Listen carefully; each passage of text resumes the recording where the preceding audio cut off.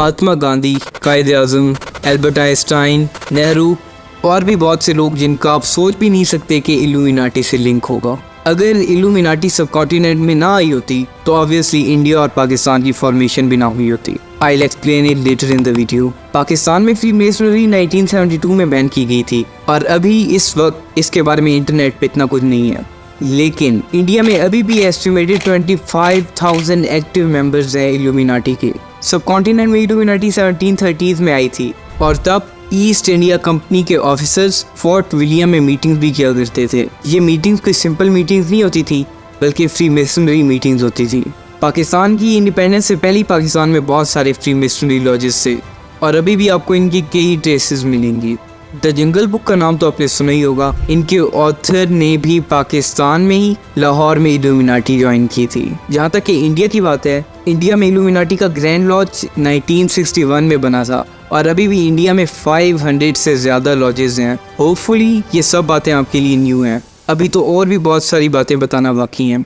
अगर आप चैनल पे न्यू है तो चैनल को सब्सक्राइब कर लें, वीडियो को लाइक करें और बढ़ते हैं वीडियो की तरफ। The Illuminati is that shadowy cabal that controls the entire world and ensures free will's an illusion. They've got a big Facebook page.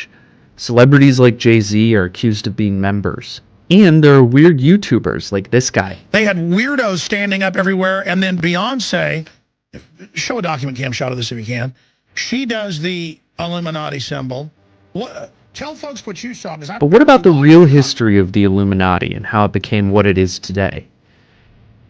तो सबसे पहले अगर किसी को नहीं पता कि इल्यूमिनाटी क्या है तो मैं आपसे बता दूं कि इल्यूमिनाटी बेसिकली एक सीक्रेट सोसाइटी को रेफर किया जाता है जो बिहाइंड द सीन्स दुनिया को कंट्रोल करते हैं। दुनिया की ऑलमोस्ट सारी पॉलिटिक्स वही कंट्रोल कर रहे हैं और हर चीज़ पे उन्हीं का कंट्रोल है।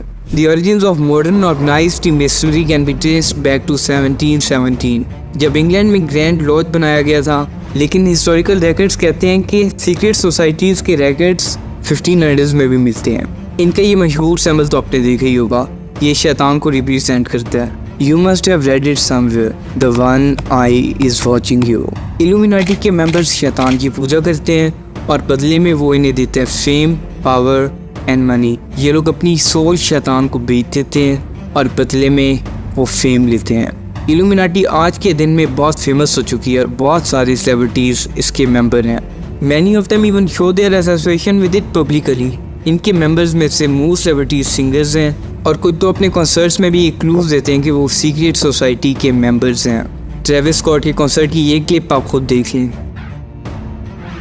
Rapper Travis Scott is speaking for the first time since the Astroworld Festival disaster in Houston. 10 people were killed during a crowd surge at the festival last month. Scott faces hundreds of lawsuits pursuing billions of dollars in damages. The rapper sat down for an hour-long interview with radio personality Charlemagne the God.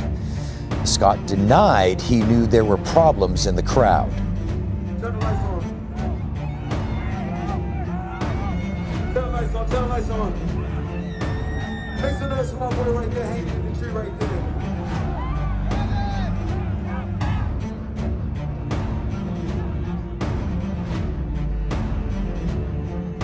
That's okay with you real quick.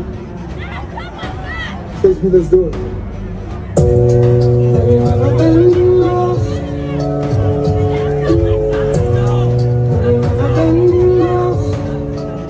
आप clearly I का sample देख सकते हैं और इससे आपको अंदाज़ा हो गया होगा कि इनका कंट्रोल हर चीज़ पे है।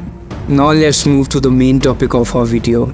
इल्यूमिनाटी सब कॉन्टिनेंट में कैसे आई और क्या अभी भी ये एक्टिव है?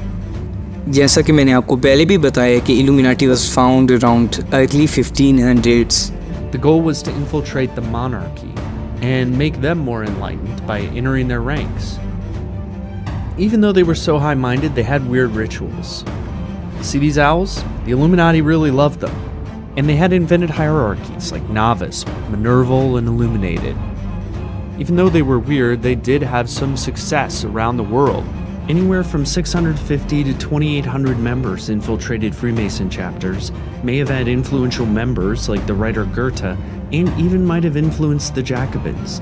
और 1717 में इंग्लैंड में इनका ग्रैंड लॉज बनाया गया था। अगर हम सब कॉन्टिनेंट की बात करें तो ईस्ट इंडिया कंपनी सब कॉन्टिनेंट में 1600 से आ चुकी थी। ईस्ट इंडिया कंपनी के ऑफिसर्स 1730s में फ्री मेसनरी मीटिंग्स भी किया करते थे, तो मोस्ट प्रॉब्ली ये हो सकता है कि उन्होंने और भी लोगों को इनवाइट किया हो या लोगों ने खुद उन्हें ज्वाइन किया हो। अगर हम बात करें पाकिस्तान और इंडिया की फॉर्मेशन की, तो हमारे ज़हन में मोहम्मद अली जिन्नाह और गांधी का नाम आते हैं। कायद-ए-आज़म की अगर हम बात करें तो वो छोटे वक्त से ही इंग्लैंड पढ़ने चले गए थे। He had also eagerly joined the notorious Fabian Society।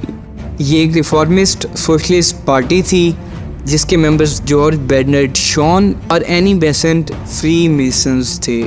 Quaid-e-Azam ने सब कॉन्टिनेंट के मुसलमानों के लिए एक अलग मुल्क बनाया और ये ब्रिटिश के बहुत ज़्यादा ख़िलाफ़ था। लेकिन अगर हम इल्यूमिनाटी को देखें तो ब्रिटिश तो इल्यूमिनाटी को सपोर्ट करते थे। तो इस जगह पे क्वेश्चन उठता है कि अगर कायद-ए-आज़म इल्यूमिनाटी के मेंबर थे तो उन्होंने ब्रिटिश के ख़िलाफ़ एक मुल्क क्यों बनाया। हिस्टोरिकल रिकॉर्ड्स में है कि कायद-ए-आज़म एनी बेसेंट को बहुत पसंद करते थे और कभी कभी तो उन्हें अम्मा जी कह के भी बुलाते थे। लेकिन अगर हिस्ट्री में हम और आगे जाएं तो हमें पता चलता है कि Quaid-e-Azam had part his veg from Annie Besant. शायद पार्टी के वक्त उन्हें ये नहीं पता था कि वो कैसी औरत है और बाद में जब उन्हें पता चला तो उन्होंने छोड़ दिया उसे।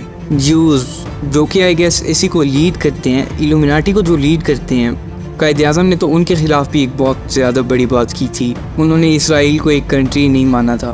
तो हमें नहीं पता कि कायद-ए-आज़म इल्यूमिनाटी के मेंबर थे या नहीं थे।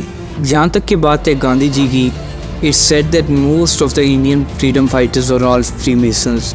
इंडिया के पहले प्राइम मिनिस्टर जवाहरलाल नेहरू भी एक फ्री मेसन थे। वो गांधी जी के बहुत अच्छे दोस्त थे। So it may be true that Gandhi ji was a freemason. Some people even say that he was safety pin for British Imperial against the revolutionaries। वही थे जो भगत सिंह जैसे शख्स को सूली पर लटकाने के लिए मान गए थे।